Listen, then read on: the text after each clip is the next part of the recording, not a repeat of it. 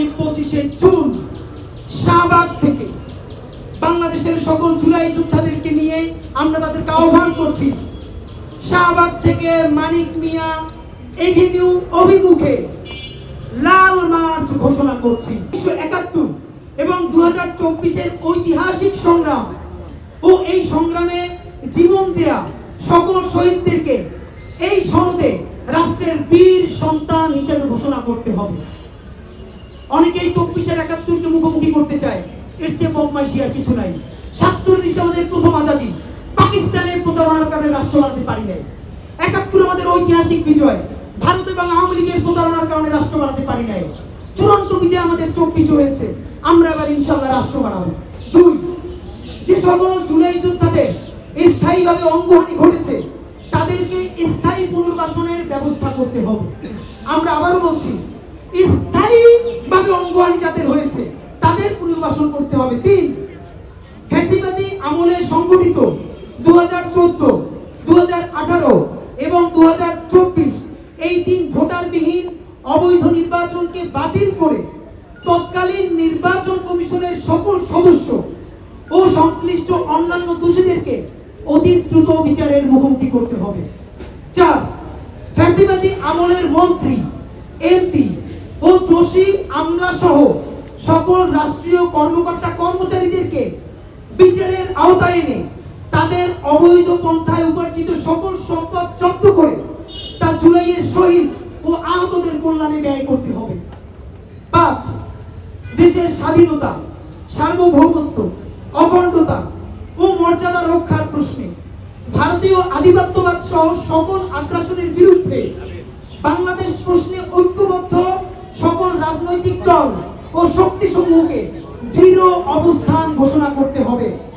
6, রাষ্ট্রযন্ত্র কর্তৃক সংগঠিত জুলাই, পিলখানা ও শাপলা গণহত্যার বিচার নিশ্চিত করে এই গণহত্যার সাথে জড়িত দেশি বিদেশি সকল অপশক্তিকে চিহ্নিত করতে হবে।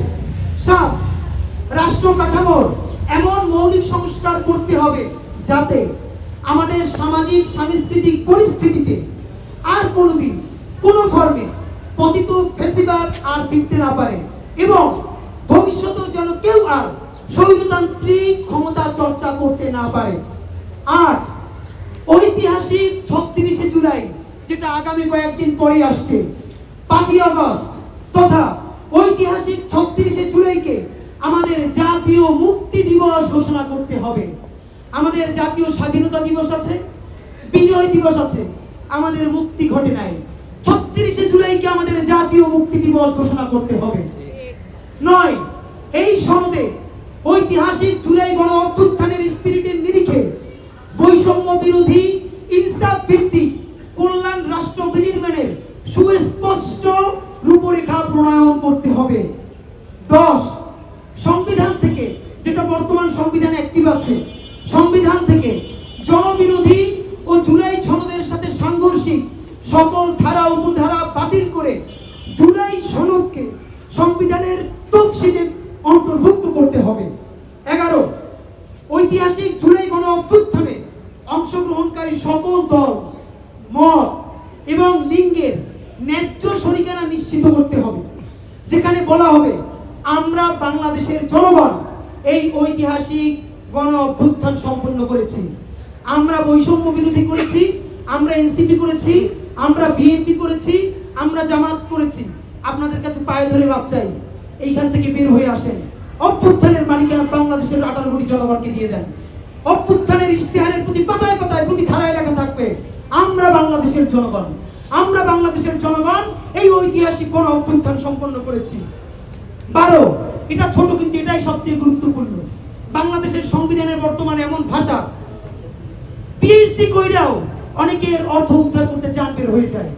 এইটা জনগণের সংবিধান হয় নাই। আমেরিকার সংবিধান পড়ে পাতলা, ছোট, ট্যাক্সি ড্রাইভারও করতে পারে। সুতরাং যেই গণ অভ্যুত্থান রিকশাওয়ালা করেছে, ভ্যানওয়ালা করেছে, সবজিওয়ালা করেছে, সেই অভ্যুত্থানের সনদ তাকে উপরে বুঝতে পারতে হবে। আমাদের দাবি জুলাই সনদের ভাষাগত দুর্বোধ্যতা পরিহার করে আপামর জনসাধারণের জন্য তা সহজ ও সাবলীলভাবে উপস্থাপন করতে হবে। এবং সর্বশেষ 13 নম্বর দফা, জুলাই সনদ চূড়ান্ত করার পূর্বে জনগণের মতামতের জন্য তা ওয়েবসাইটে প্রকাশ করতে হবে। এই 13 দফার সময় আগামী 9 দিন।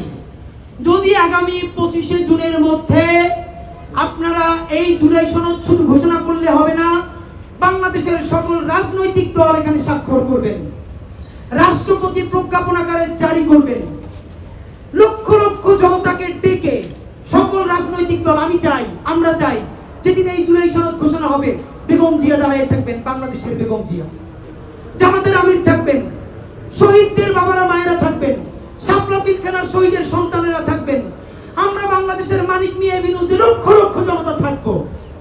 সবার সামনে জুলাই সনদ ঘোষণা হবে, সকল রাজনৈতিক দল এই লক্ষ কোটি মানুষের সামনে স্বাক্ষর করবেন, ওয়াদা করবেন, কোনোদিন গাদ্দারি করবেন না, রাষ্ট্রপতি স্বাক্ষর করবেন এবং সংসদ অ্যাক্টিভ হওয়ার সাথে সাথে প্রথম সংশোধনীকেই আগামী 25শে জুন সরকারের এই তারিখ শেষ হবে। তার মধ্যে যদি এর কোনো পদক্ষেপ সে না নেয়, যদি সে উদ্যোগ না নেয়, তাহলে আগামী 25শে জুন শাহবাগ থেকে বাংলাদেশের সকল জুলাই যোদ্ধাদেরকে নিয়ে আমরা তাদেরকে আহ্বান করছি, শাহবাগ থেকে মানিক মিয়া এভিনিউ অভিমুখে লাল মার্চ ঘোষণা করছি। আমাদের লাল জুলাই চলে এসেছে, রক্তের মাস চলে এসেছে। সুতরাং লাল জুলাইয়ের আগে জুলাই সনদের জন্য আগামী 25শে জুন শাহবাগ থেকে বিকেল 4টায় মানিক মিয়া এভিনিউ অভিমুখে জুলাই সনদ আদায়ের জন্য লাল মার্চ ঘোষণা করছি। বাংলাদেশের সকল স্বাধীনতা সার্বভৌমত্বের পক্ষের শক্তিকে আমাদের লাল মার্চে অংশগ্রহণ করে জুলাই সনদ আদায়ের আহ্বান জানাচ্ছি। বাংলাদেশ জিন্দাবাদ।